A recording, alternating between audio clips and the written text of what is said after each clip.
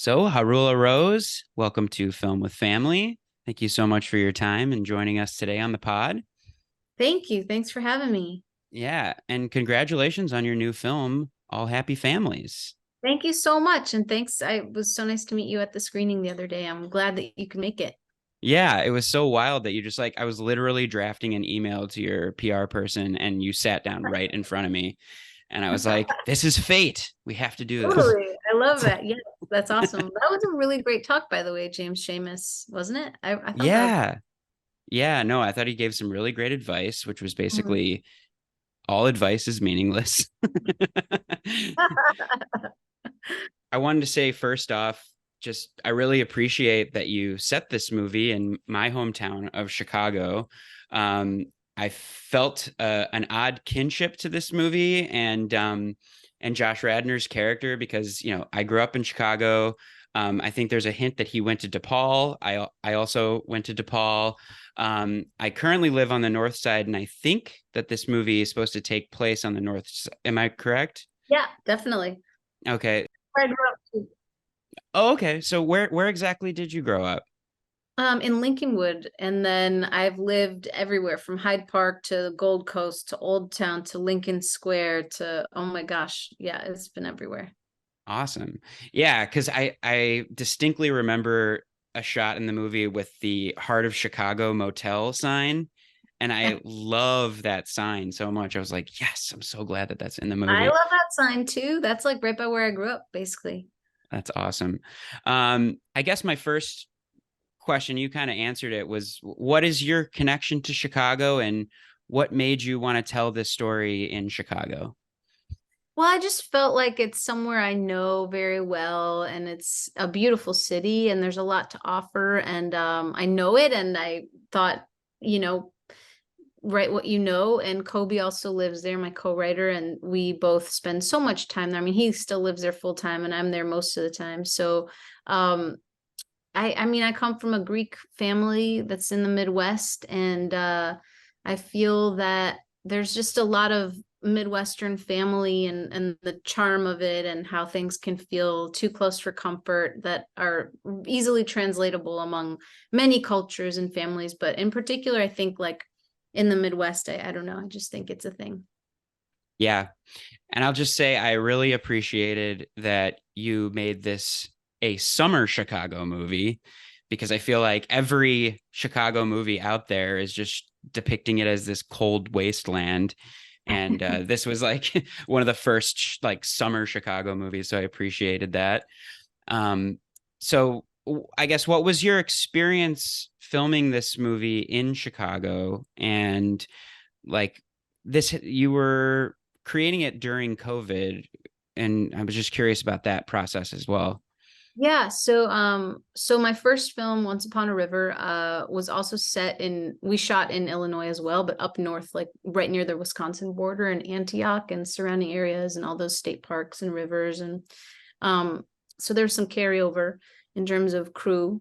And it was comfortable and nice. And so I felt like it would be great to film in the city where I grew up as well, not just showcasing the beauty of the Midwest, which I think is often overlooked as well, but in the actual city. And I felt that filming during COVID, it does make you feel a lot closer to people in a sense. I mean, you get close Mm, to people no matter what, but I mean, it becomes even more intimate because you can't have as much support as you want, like it's just limiting the amount of exposure and making sure you're testing all the time. And obviously that was like a budgetary concern too, because you're already on a limited budget when you're making an independent film.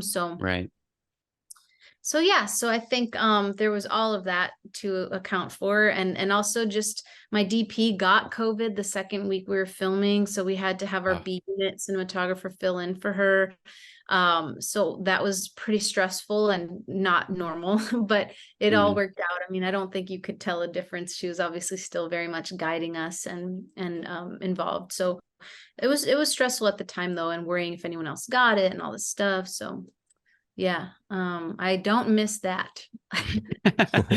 but I guess it just in terms of filming in Chicago, 'cause it seems like a lot of your stuff was on location, and Mhm. um, What was that like? What were some of the places that you went to? What was the experience like? Yeah, so a lot of places were just that I knew, places in Lincoln Square. The main two flat, that red brick two-story building, that's our main set, so to speak, Hmm. is in Irving Park. And that was because we really needed to find a place that would let us film as if it was a TV show. Like we had to, make it feel like a home, like be feeling like a set piece, and as Hmm. its character too. So we had like some weeks of prep and then hustling that all together because it was kind of a mess. It was being sold. It had been in the same family for generations and was being sold. And the new owner let us take control of it for 2 months, which was really amazing actually. And I was joking about it at the screening. He came to the screening over the weekend that, it's one of those rare occasions where a film or a film improves its location in a way. I think he kept some of the bookcases and whatnot, which is kind of cool. Yeah, Nice. it's such a classic Chicago look. I thought that was great. Yeah, it was really fun. And it was my first time really investing a lot of energy in production design and art in that way, to that extent, with really our production designer Anya, who did an amazing job. Yeah, I really enjoyed the cast of this movie. I was pleasantly surprised to see all these great actors I know from TV, like Josh Radnor from How I Met Your Mother and Rob Hubel from tons of great comedy TV shows like Arrested Development, 30 Rock, and also Becky Ann Baker from Yeah, Girls and yeah. Freaks and Geeks. I wanted to ask, like, how did you have these specific actors in mind when you were casting, or Well, Kobe and I wrote the script during the early days of COVID. We had outlined it, but prior to that, and then I guess that's the one benefit of the pandemic was it offered a lot of time to work on some things in writing. And while we were thinking of who to cast, we did discuss a bunch of these names. We just didn't know yet. Once the script was done, we didn't know who would say yes or who would be available. So I was pleasantly surprised when Rob read the script right away, got back to us. Josh read the script right away. And obviously, he's an old friend, and that was an easy yes. And he was available, which is really cool. And Becky, we didn't know. I knew John already because we also made Once Upon a River together. So that was another repeat. There was some crew repeats and some, cast. And I was just really thrilled that we could figure it out with all their calendars, and that during COVID we could make something. It was 2021, or no, wait, 2022, summer of 2022. So it wasn't like the deep, dark depths of it all, but it was still, we were still living in that reality to a certain extent, especially in film with having a compliance officer and all this stuff. But Yeah, cast wise, I did have those people in mind, and then it was just seeing if they were available and lining up the calendar. So we were lucky. that's nice? great. You said you were already friends with Josh beforehand. Yeah, so I had a song off my first EP called Someday on How I Met Your Mother. And a friend of mine happened to be at his house and heard the song and said, "Oh, you guys should be friends." And so she introduced us and we became fast friends, that was, gosh, maybe 13 years ago or something like that. And so we'd Wow. always found ways to work together or look at each other's stuff musically, but we never knew that a movie could happen. So I was really happy that he said yes when this became a possibility. Nice. That's really cool. Yeah, and that segues into my next question or comment is I thought the music is great in this movie. You use that song "Empty Beach," which I love by Coco, and there's that great performance too with Rodney Crowell. Is that how you say it? Yeah, Yeah, yeah, yeah. and Becky Ann Baker. I thought that was such a fantastic little moment. So I was just wondering if you could talk a little bit about the music in the film and your background as a musician. Oh, sure. Yeah. I mean, I've been a music person, writing songs and recording and working on music for as long as I can remember. And it was always a question of whether to focus on film or music. And luckily, they very much go hand in hand, I feel like. And especially the musical piece of films, that's just my most favorite thing to work on. So there were two composers on this, and one of them is Oliver Hill, who's in Coco, and the other is Zach Ray, who's in Death Cab for Cutie and does a ton of other recordings and producing and stuff. And the songs for the film were all produced by Oliver. And so we used the Coco song, which I love. And it's just a perfect place for that song. And Rodney is a dear old friend. He also was, he was initially going to be in Once Upon a River and then couldn't. And I guess it was for the best, because that brought John Ashton into my life, and he was amazing in that role. And Rodney, we just always wanted to do something more together. He did some music for the film for River, and I just kept saying, for the life of me, I got to get you in one of my movies. And so this worked out, where he's just kind of basically being himself, and he's the best. He came up from Nashville and had previously recorded the song, so we were recording to a filming to a pre-recorded track, and then Becky came in and sang her vocals a few days before we shot that scene, and it was just really, it fell into place, I have to say. That's awesome. So Becky is a musician herself, I take it too. Yeah. Oh my gosh, yeah, she has an amazing voice. She, I Awesome. guess, she's done stuff on Broadway and off Broadway and whatnot, and just I love how that was her voice. She's just a natural singer, so it's pretty cool. Nice. And yeah, since our podcast is called Film with Family and your movie's called All Happy Families, I think I wanted to ask about the family dynamics in this movie, and like what drew you to the story, and also were there any similarities to this story to your own family?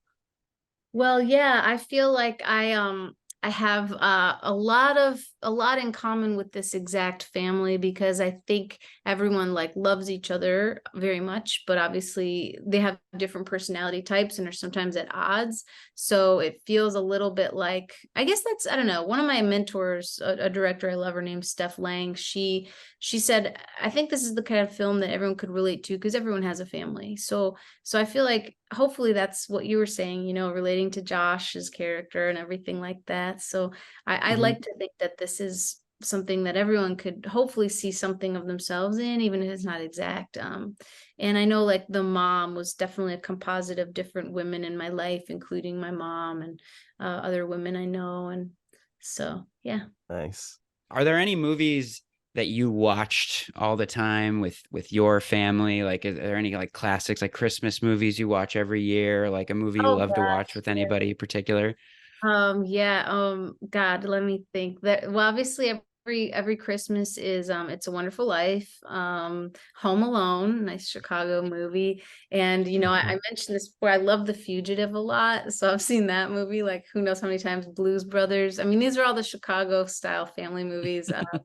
But I also really loved things like Little Miss Sunshine and My Big Fat Greek Wedding. And I think like some of I liked About Schmidt. I think that's an interesting family movie. There's just a lot of films that have an interesting take on family that I like too. And those are the more, I don't know. Those are a little bit more wacky. Like I love Little Miss Sunshine when I first saw that. And so I just recently watched that again and loved it. I That's love the awesome. Goonies. Oh my God, I watched the Goonies a ton growing up. So if hypothetically, if you were on this podcast for a proper episode, is there any like family member that you'd like to discuss like a certain film with? Like you could either assign it to them, or like, oh, my mom loves this movie and I gotta like bring her on to talk about this. Yeah.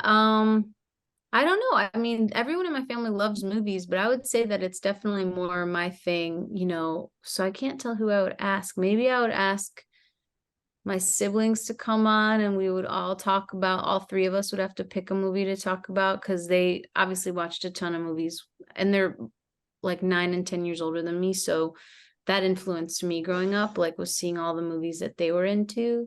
Dad, though, if it was my dad, I feel like it would be Aaliyah Kazan's America, America. Have you seen that one? Oh, I don't think I have. No, but Yeah, I I'll put haven't. it on my list. Very I'll put good.